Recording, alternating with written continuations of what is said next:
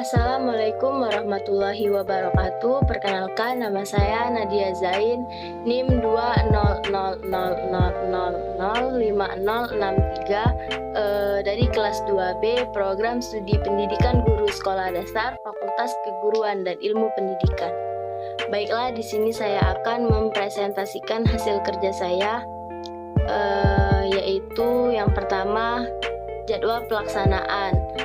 Yang pertama, membaca materi di Google Classroom pada hari Kamis 1 April 2021. Yang kedua, membuat video mobil bertenaga angin pada hari Kamis 1 April 2021. Yang ketiga, mendownload software tracker pada hari Kamis 1 April 2021.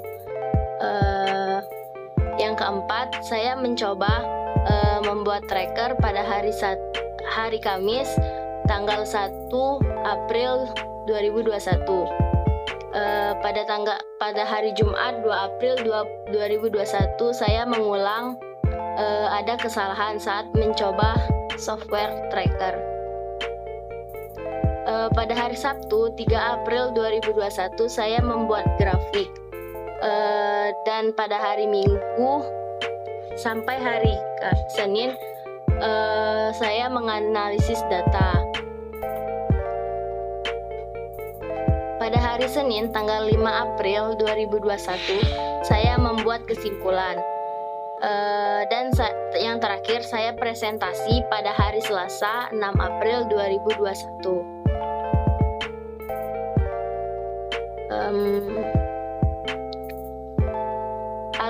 Alat dan bahan yang saya gunakan dalam mobil bertenaga angin ini ada solder, mendownload software tracker, 1 botol bekas, 1 sedotan plastik, 2 tusuk sate, 4 tutup botol, 1 balon karet. Cara pengerjaan cara menganalisis gerak benda menggunakan tracker. Pertama, saya mendownload tracker. Kemudian saya mempelajari tutorial tracker. Yang ketiga, saya mencoba membuat tracker. Lalu yang keempat, saya memasukkan video. Yang kelima, saya memilih frame video. Lalu langkah selanjutnya, saya memberi definisi panjang. Lalu saya memasukkan sumbu koordinat.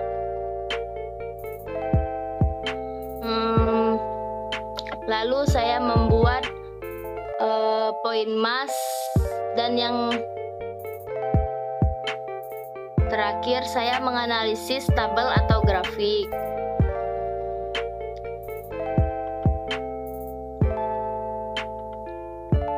Ini adalah hasil pengamatan dari mobil bertenaga angin yang sudah saya buat dengan menggunakan tracker, software tracker.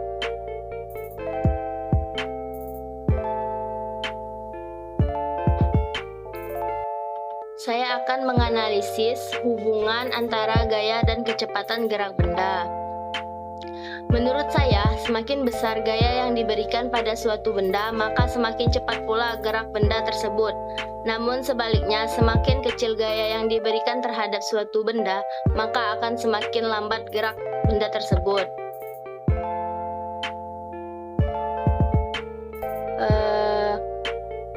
Bagaimana hubungan antara gaya dan usaha? Menurut saya, ketika melakukan suatu gaya pada benda, tetapi benda tersebut tidak mengalami perpindahan, maka usaha yang kita lakukan sama dengan nol. Bagaimana hubungan antara usaha dan energi kinetik? Seharusnya besarnya usaha untuk mengubah kecepatan akan sama dengan perubahan energi kinetik benda tersebut, karena besarnya usaha yang dilakukan oleh suatu benda yang bergerak akan sama dengan besarnya perubahan energi kinetik benda tersebut. Jadi, kesimpulannya adalah semakin besar gaya yang diberikan pada suatu benda, maka semakin cepat pula gerak benda tersebut. Sedangkan ketika kita melakukan suatu gaya pada benda, tetapi benda tersebut tidak mengalami perpindahan, maka usaha yang kita lakukan sama dengan nol.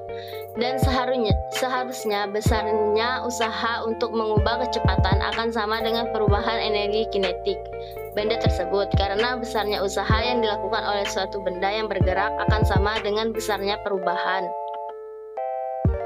energi kinetik benda tersebut. Sekian presentasi dari saya. Jika ada kesalahan atau kekurangan, saya mohon maaf. Saya akhiri. Wassalamualaikum warahmatullahi wabarakatuh.